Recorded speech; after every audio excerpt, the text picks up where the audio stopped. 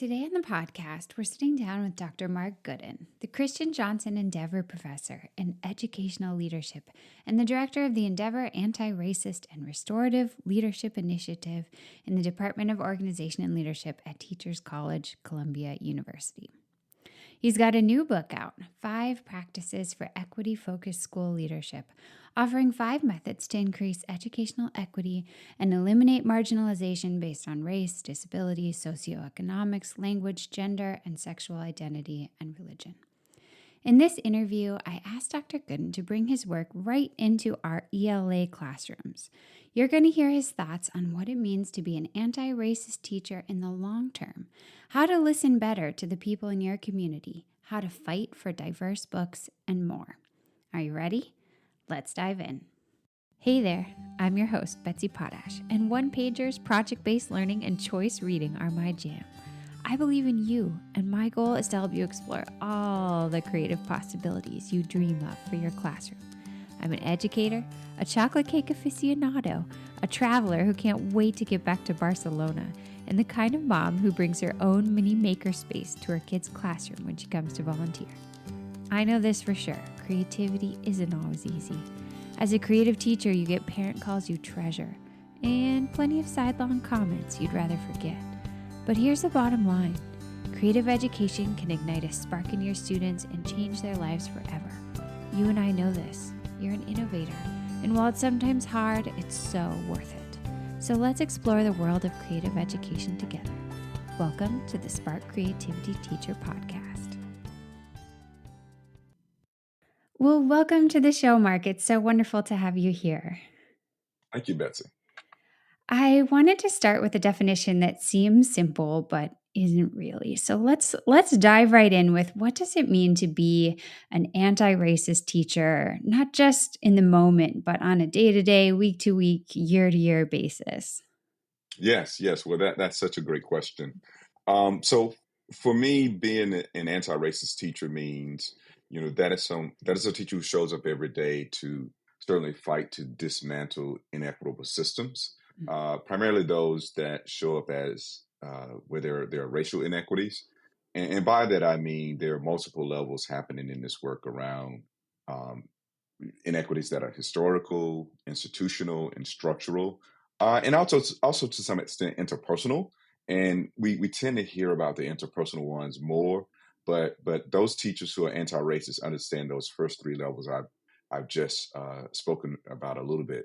And so what that looks like more on a day-to-day basis is these are teachers who have taken the time to really reflect on their various identities. For instance, they've taken the time to do a racial reflection, and if they've expended that, they've done it in the form of a racial autobiography. They've thought about what it means in terms of their religious identity in the space as a teacher.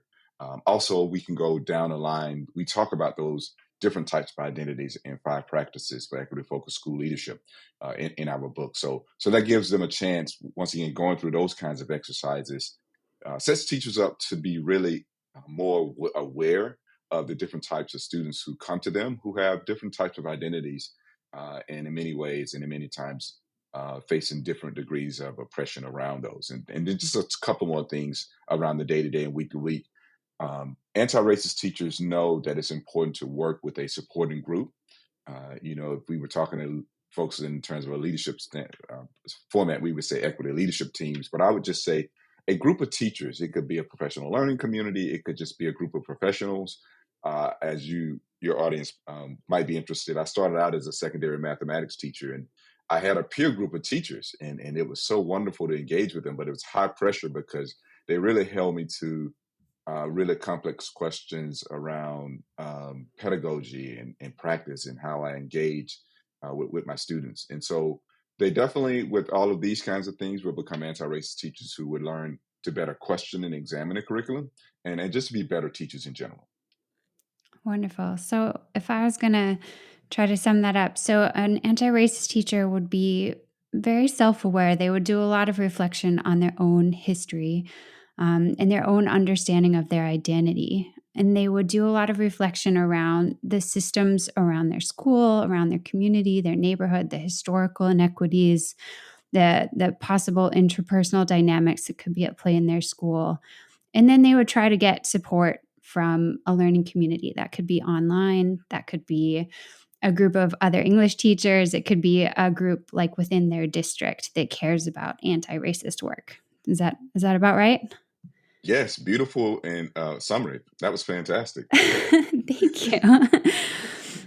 Well, from here, I was hoping to talk a little bit about the classroom community because here we are just starting October. For most teachers, they're just coming through sort of the crush of the beginning of the year, and they've tried to set up some systems and they've tried to be really welcoming, and they're wanting to make a place where students feel accepted and where students feel comfortable sharing about their identities. But it can be a little scary developing that. As teachers, as educators, we don't want to mess up, but we want to welcome our students. There are things that we don't know about them that we want to make a safe place for them to share. So can we talk about how this building of community happens throughout the year and how we can approach it knowing that we don't know everything that our students are bringing to our community?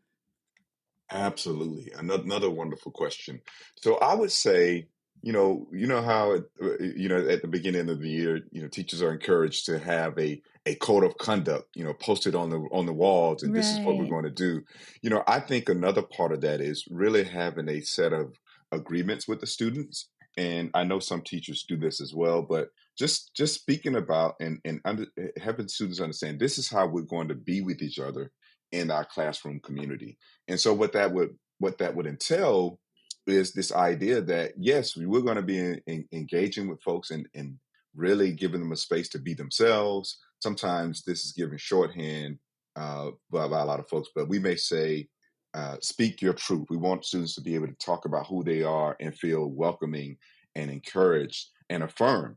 And so in the process of learning about folks, even if they don't get a chance to share everything with us right away, because they're learning us as well, we're going to make mistakes. And so our classroom needs to be a place where we talk about, oh, when people make mistakes, what do we do? I mean, do we offer them grace? Do we offer them forgiveness? And I think those are things that we have to talk about before they happen, so that when they happen, we're not caught off guard, we're not surprised, and people who are a part of the community recognize that I can still make mistakes and be in this community and not have to worry about being sent out of the classroom, being sent to the office, and even worse, being sent out of the school completely. So having those conversations about, yes, it means making mistakes if we're going to be human, but it is also a part of humanity to forgive those mistakes and understand in our learning that we also make mistakes. And so that's just a big part of what we're going to do in the classroom. And when we're thinking about people's students' identities, that's also a part of that learning and making those mistakes and offering grace as well. Yeah, I love that. I heard you on another podcast recently where you talked about how, the school community can feel a little bit like a family where, it's not like if your son messes up or your daughter says something that you just could not agree with. It's not like they're going to leave your home, right? Right. You have to deal with it. You have to talk about it. You have to think of other ways that they can approach the thing. Um, and then you have to move forward. Absolutely, absolutely, and it's so funny you say that. Sometimes in these podcasts, not and it hasn't been approved by her, but I have a 16-year-old daughter, and she comes up, and Yes, and yes. she is definitely, I've heard people say all kinds of things about when kids come, and one of my friends says, you get the children you're supposed to, and they come and to teach us things, Yeah. and my goodness, I've learned so much with my daughter, just between 15 and 16. And continuously, she's a part. I think about her being a member of the family, and we get angry with our kids, and they're developing and they're trying to find their way in the world and develop their independence, and sometimes they can say some hurtful things. Yeah. Once again, that's a part of humanity. But when we have Yeah. a relationship with people, we're like, okay, that I'm very clear. I know she's an empathic person, so I say, I always let her know, okay, that hurt my feelings, but I need to. I'm trying to understand where you're coming from, and I think it's the same thing when kids see us and work with us in the community in of that classroom. It becomes so powerful and so supportive. I was recently telling a story But when I was teaching high school, I used to sometimes every now and then we get these really debilitating migraine headaches, which Oh, really prevented me from like teaching, and I couldn't see out of a part of my vision would be blocked by this aura, this flashing light, and people with migraines probably recognize this. And yeah. so I got one of those one day. I was teaching, and it was one of my really tough classes, and the kids would just be kind of going back and forth. It would be after lunch with each other, and it always take a lot for me as a teacher to get them engaged and have us in the space where we're building community.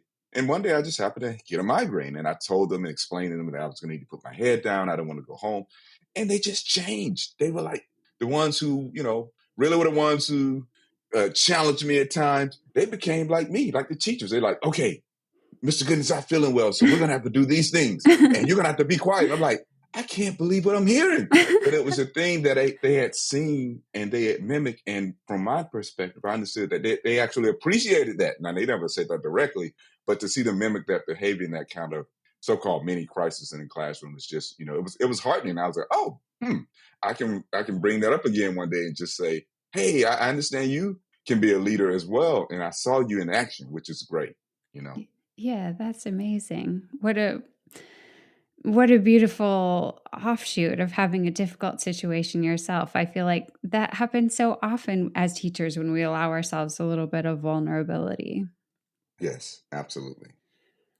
Well, one thing I've heard you speak about quite a bit when it comes to anti-racist leadership and it comes to like really making a difference, is that it's not always about immediate action. Sometimes it's about listening to people who may not be sort of knocking on your door or sending you an email with their thoughts, but whose voices have been silenced in the past, but they're there and they're waiting to be asked. I wonder if you have suggestions for teachers about how they personally can set up more opportunities to listen, whether that's to kids or to parents or to members of their community.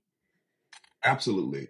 This connects very well to going through that process of doing your own work by examining your identities, right? Hmm. Hmm. And understanding your environment and your system, if you will. We know that there are some parents who really have not been listened to as much in the school environment. Yeah. And I think even if we don't know that, there's some general rules that we can go by. And first and foremost, just practicing just the general thing that we say it all the time when folks show up to talk to us, just making sure we listen and let them express themselves completely, even if it feels as if they may, be really upset. We may feel a little attacked at that point, but understanding also, how do I get into a space and engage with them around what they need? Um, for example, sometimes parents show up and we say, okay, this is going to be that angry parent. This is going to be that parent who doesn't like the school environment, and we have all of that working with us, almost like this cognitive load that we're going into the conversation, rather than saying something like, I like to be curious about, why is this parent upset? I mean, what is the thing that they're really feeling like they're not getting? And so, what I do when working with folks in workshops, for instance, we practice using protocols. And protocols are so funny because we've learned particular ways to communicate. And I'm thinking in this American context of when people are talking, we're often formulating what we're going to say. Mm. It's like I have a response I'm going to say to you, and I've actually stopped listening to you about 60% in, because I'm thinking the last 40% is not that important, because I'm thinking about what I'm going to say. And I don't we want to do that, sound bad. and no, it's not right. And so we can, there are things that we can certainly do, and I think you did a beautiful job just a moment ago of doing what I call paraphrasing, right? Just when you paraphrase to people, it's like you're tugging at their heartstrings, like, oh, you heard me, and you actually said what I said, a variation of it from your perspective, but I can tell you caught the big parts of it, and right away I feel affirmed, right? And so Mhm. those are the things that we don't do. Even when people, as I said, say things that we don't like, we can say, listen, I heard you. I kind of, even if you say, I kind of had a reaction to that, I want to make sure I understood what you were saying or what you meant. And once again, it's that idea that we're listening to each other. I'm trying to communicate and I'm trying to connect with you. And one of the things that's kind of a touchy point with me, and I hear people say this a lot, and I actually have some information that some thinking and some experiences that are a bit paradoxical. But people have said to leaders sometimes, I've heard folks say, well, when you get that angry parent coming in, and I'm going to use an example of, as Black women are stereotyped in America as being angry. When a Mm. Black woman is coming in and she's upset, and they don't say that, but I'm just saying if you come in and you visually you see a Black woman and she's angry about something that's happened to a child, and society has this kind of response to her that she's well aware of. And she's not angry, she's upset, she's passionate. But once again, even that use of that term is problematic. People have said you have to go to those parents, and the first thing you want to do is de escalate those parents. And I said, ugh, if you're talking about de-escalating a parent who's passionate about their kid who's just suffered an injustice, I'm going to caution you to say you probably should not do that. What you would want to do, which seems paradoxical, if that parent is raising her voice, you may want to start out, raising your voice, showing passion as well. Like, oh, let me connect with where you are, and say, I understand what you're saying, and I'm upset too because your child is facing an injustice, and that should not have happened in this space or in this country. However, I'm moving toward a solution. And in that way, that parent feels more heard versus you trying to say, you need to calm down. You need to be quiet. You need to be more, because that person, think about it, has heard that over and over again because she's Mhm. faced a particular stereotype that spots her and said, you're too loud. You're this, you're that. When we really need to be saying, why is it that you feel this way? And what is it that has happened to you that makes you feel like you have not been heard? And I think that takes a really deep level of care and empathy to connect with people in that way. That's so helpful. I want to ask a quick follow-up question. I've been learning a little bit lately about the idea of listening and then not trying to solve something right away, but just trying to like really understand how somebody feels so that they feel less alone with the feeling, and that Yes. you don't have to like immediately come up with the action plan, the fix, because that may not even be what's wanted in that moment. Do you think that that's often true in communities? Do you want to be listening and then just sort of responding with your understanding instead of trying to fix it right away? Absolutely. I believe it's really a powerful thing to say. Once again, once you've done your own work and done your own reflecting, you recognize that when people come to you, they're needing something. You can recognize that they're really passionate about this. And but sometimes you say, you know what, I have not had their experience. My experience is different. And so you can just say, if you don't know, just say, I really want to be helpful here. What do you need from me in this moment? So you can say I have a tendency to jump to solutions, and I may not even know what the solution is. That's just my thing, but I'm just curious right now. I want to be helpful. What do you need from me? And I Yeah. think I've seen it multiple times. People say I just want people to listen to what I'm saying and believe that what I am saying is true. It's from my perspective and it's my experience. Just believe me. Just Yeah. believe me. And oftentimes people facing inequities so often hear people say, okay, and I'm going to explain away what you just said with all this passion, from your perspective, I'm just going to tell you, nah, I don't think that happened that way. I think that person was trying, and say, nah, you're not really listening to me. And so I Mm. think that that's the important thing. Sometimes people just say, look, it's just, I need you, I just need people to believe me, which is just, once again, it's a simple connection seemingly between human beings, but it also affirms that person and says, this is an issue that you've explained to me. And if I want to be a friend, if I want to be an ally, I need to work with you in thinking about how we can reach a solution together and not just me tell you, because once again, I may be out of my element. It may not be something I'm deeply aware of. And having done my own work helps me understand, no, I can't just know what you're feeling and know your situation, but I can listen and affirm what you're saying. Yeah. Well, I wanna shift gears a little bit and talk about creative approaches to finding solutions to making things better. I think the people who are listening to us right now are creative people who value imagination. They value the creativity of their students. They believe their students can make changes in their community. And so I'm curious. Do you have any advice for teachers looking to direct their own creativity and imagination and their students' creativity and imagination toward the inequities in their community? I do, and I love this question. I just believe that, you know, first of all, I believe that teachers are those folks who it's almost like they're on the front row of seeing creativity and imagination blossom, right? And Yeah. this is why we need teachers to be there, and teachers need to be given the freedom to allow that to happen. And I get so disheartened sometimes when in those educational spaces where it's almost like we've made creativity and imagination wrong. We can't assess it, or we can't measure it. And I just say, Yeah. oh, we're taking out some of the excitement in the classroom. So just like you've heard that thing about, if you want to be creative, challenge yourself to do things differently, Mm. go a different way to work, or just uh, imagine asking a different question of a friend, or just do things differently, because it sparks creativity, right? It makes us say, oh, this is different. I'm in a different space now. And I'm a little lost when I go to go a different way.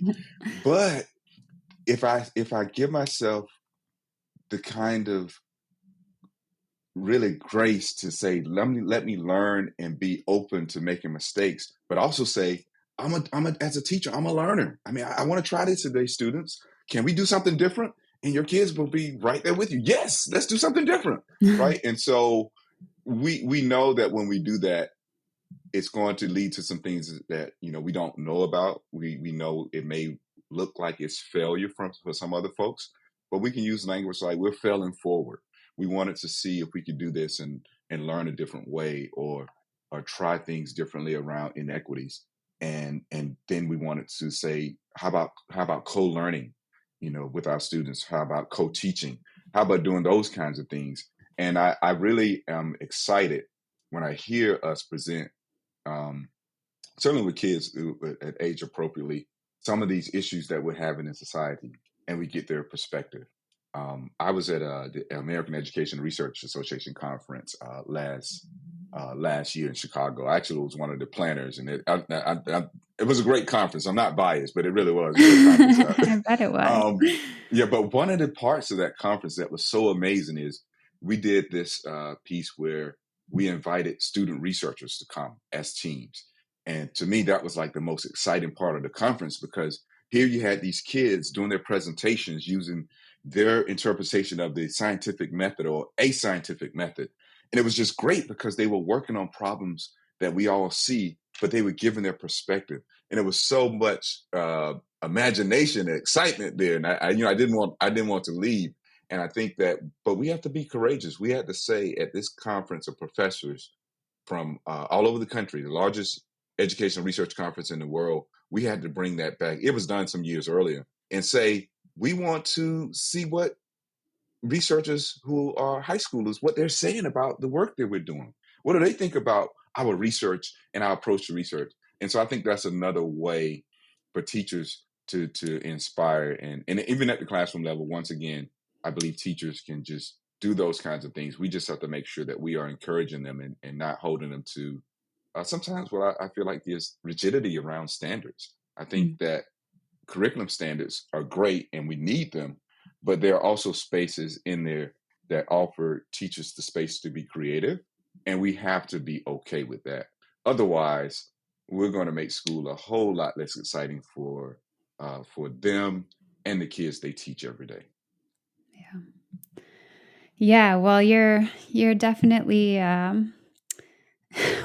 what's the expression? You've got the right audience for that message. We here at the Spark Creativity Teacher Podcast really believe in the creativity of the classroom and how powerful it can be. So I love to hear your perspective on that.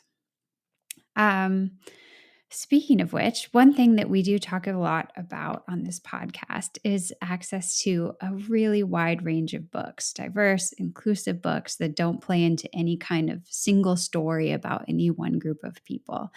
That's a go-to for our English classrooms. And I'm curious, do you have suggestions for other like go-tos, just vitally inclusive practices that English teachers should always be considering as they're choosing curriculum and designing class activities?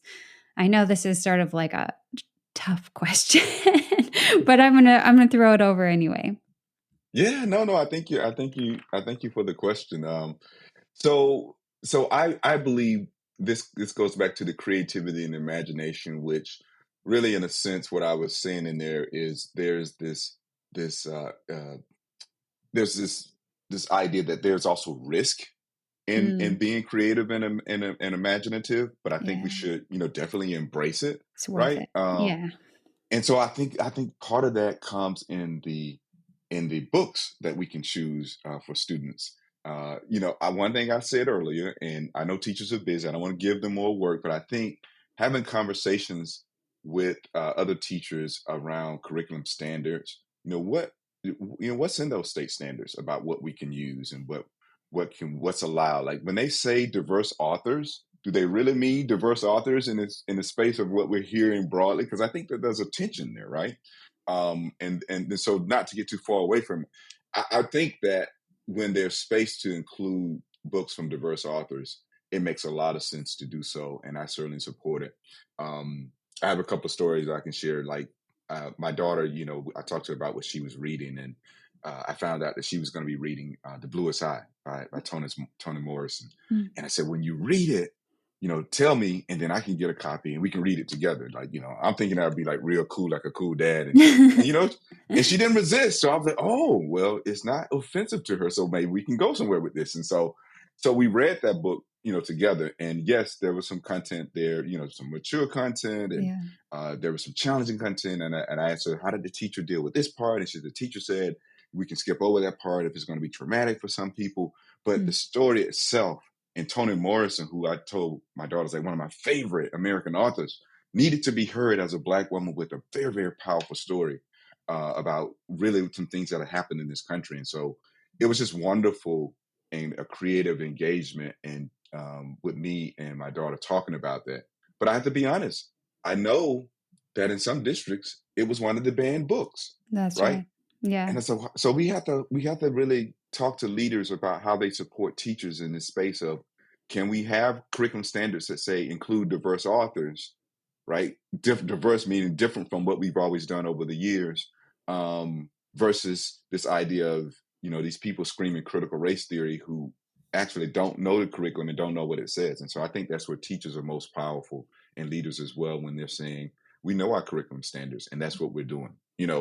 Are Yeah. you now going to say this is a book that's not diverse? I think it's putting it back on them. So one of the more practical things, and I should be clear, I believe teachers definitely should build coalitions with parents, um, parents of marginalized kids.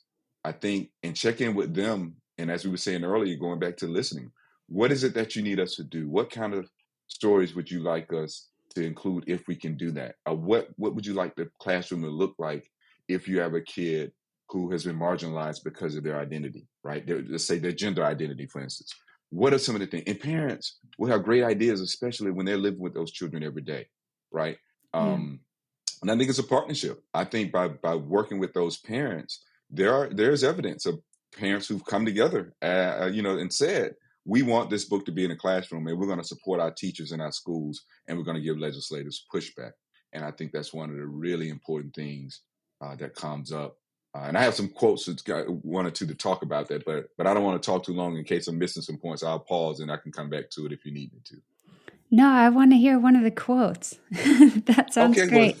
absolutely. Well, here's a great one. This was from. I actually lived in Austin once upon a time ago, and so every now and then I get information in Austin, Texas, because I taught at University of Texas at Austin. But there was a great quote from a group of Black moms who wanted the children's version of Stamped, but that Jason Reynolds does with Yeah. Ibram Kendi to be Such a included. good book. Yeah, Yeah. and yes, and they argued that this book should be a part, Oh, and yeah. so yeah, and so I totally agree, and the parents were saying, oh, it shouldn't be, and so one parent said, she says it's ironic that white parents say that teaching this is going to make their kids feel bad, Hmm. when not teaching this is going to make our kids feel bad. Yeah. So you just sit with that for a moment, right? We do that all the time. We cater to this invisible majority that, oh wait, we have all these books by white authors, cisgender heteronormative spaces for white authors, and that makes everybody feel good, right? No, not really. No. Now we're going to include one or two diverse authors, and we're going to say, oh, those are bad, and these are the bad things with them, and we got to take those out. And so, well, what about those kids who never see themselves in the curriculum? We don't think about them because, once again, we have this this this particular majority, and we use that language. And the majority, it implies, should tell us how schools should be, because they have indeed told us how to do it all these years. And for folks who don't like that, then they just need to go somewhere else. And I always remind people, folks, we're talking about public schools, right? There is And nowhere else right, so immediately available. Yeah. yeah, yeah. So I just want us to understand all of the tensions that we bring up, and just what that parent was able to sum up in that really powerful quote. There's so much there that we have to recognize, and so building those coalitions with parents and getting them involved, I think, is important, and making sure that they realize their voice is important, because they send their kids to teachers, and we want teachers to be successful, but we also want teachers to have allies and be supported by folks who know, love, and respect them, and not people who just we have a major issue, I think, with teaching as a profession, and not really supporting it in all the ways we need to, and certainly not paying teachers all that they need to be paid. And of course, once again, we know we have folks who have challenges and trying to be the best teachers they can. But in general, the way we treat teachers in this country, just it's so disturbing sometimes. Which I know what I'm Yeah. talking about.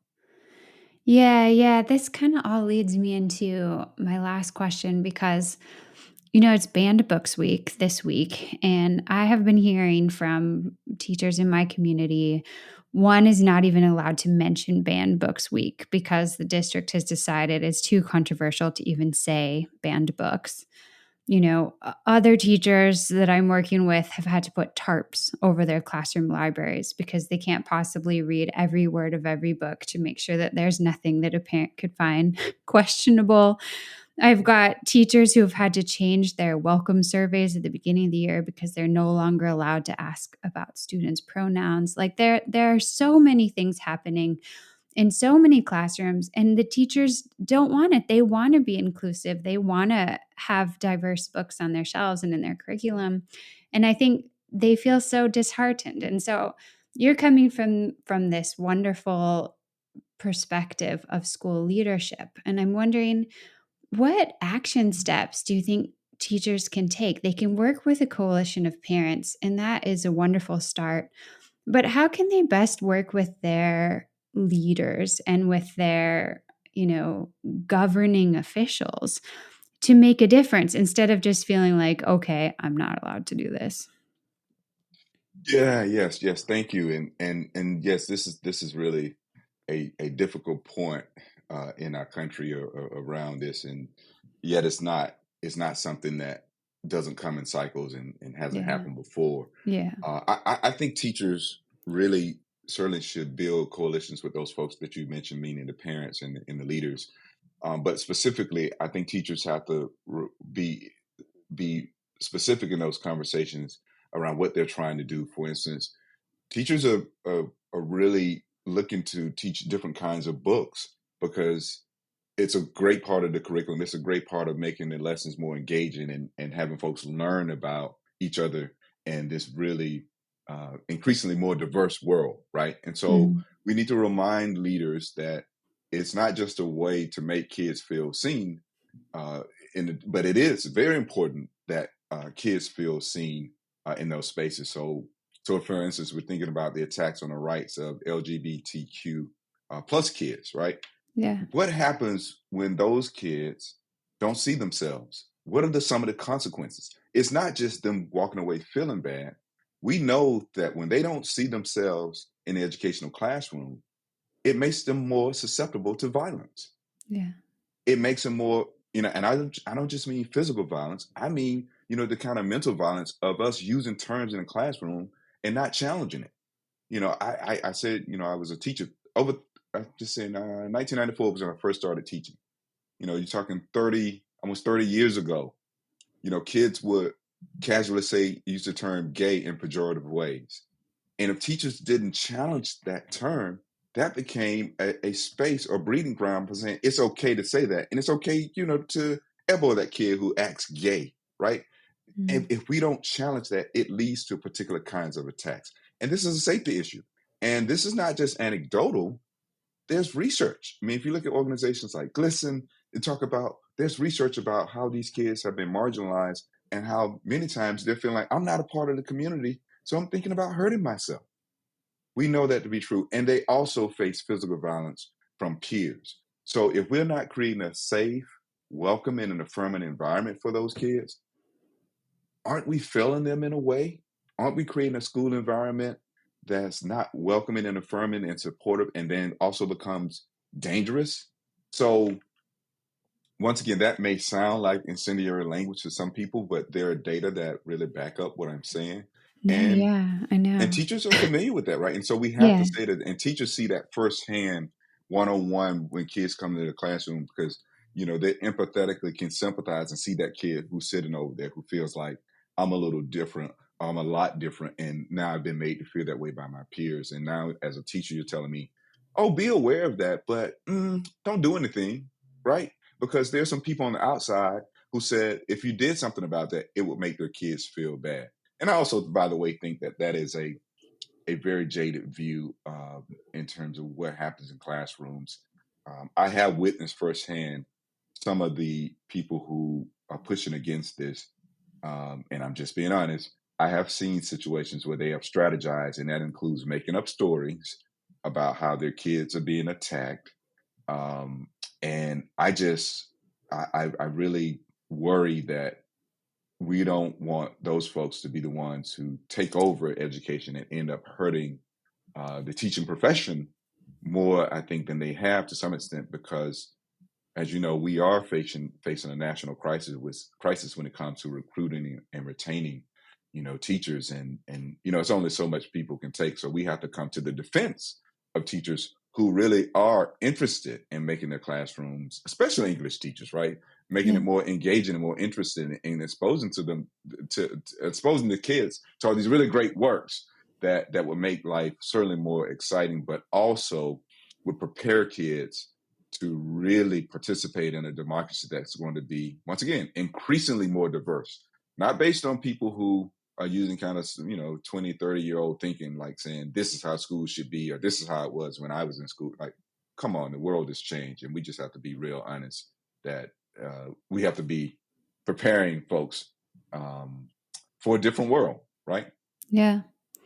Yeah, I think it's interesting you bring up the teacher shortage. I think it can be so demoralizing for creative, inclusive teachers who want to create this vibrant classroom space, and then they run into these politics and they have to put the tarp over their library, and they feel that if they use the inclusive practices they want to use, they'll be fired. And so I just want to highlight, the steps that you're suggesting to build a coalition with parents, to really build a coalition with school leaders, to have really clear research behind you and really clear standards. And you say, I'm teaching this book because it is listed, that we're going to have this standard, and it allows me to teach the things that the state is saying I should teach.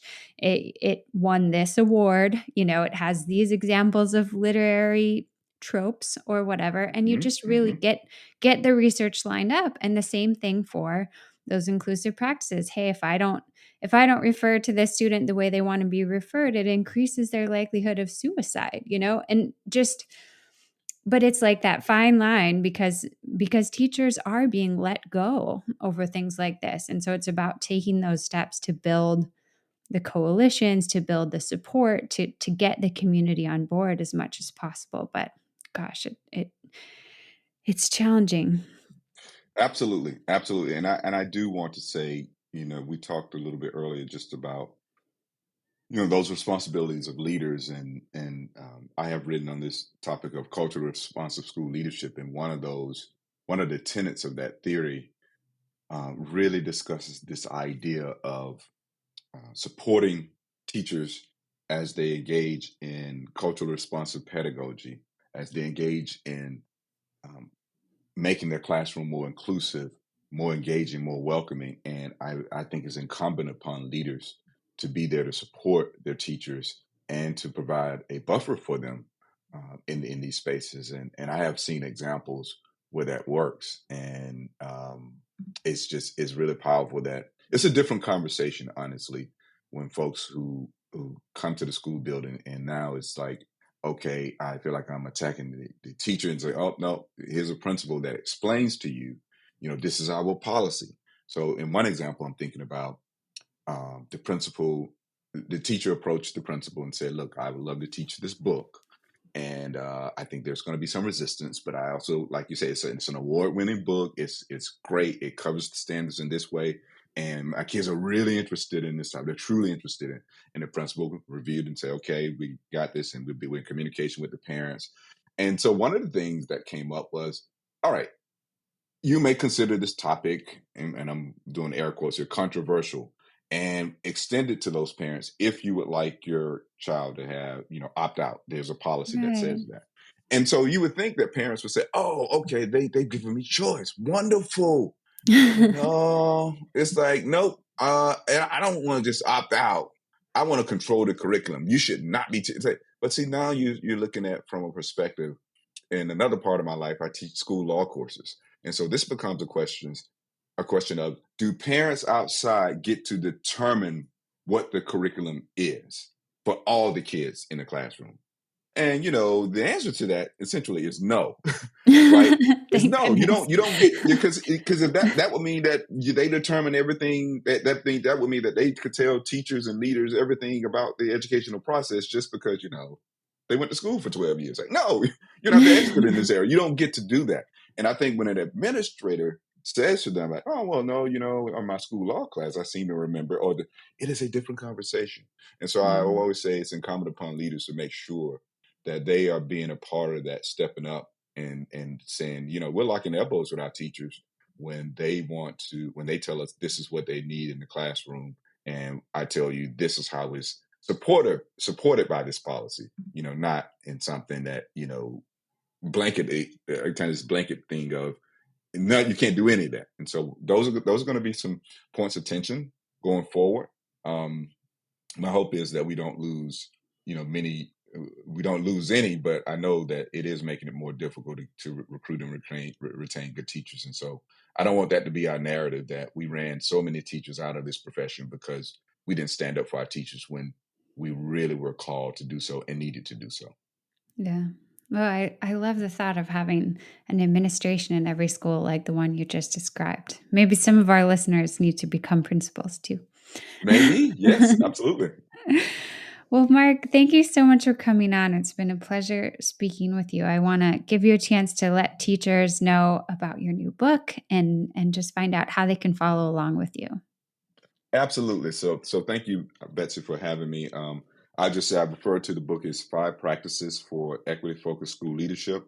And it's available in all of your favorite booksellers. And Mhm. if you want, and I have three wonderful co-authors on there with me as well.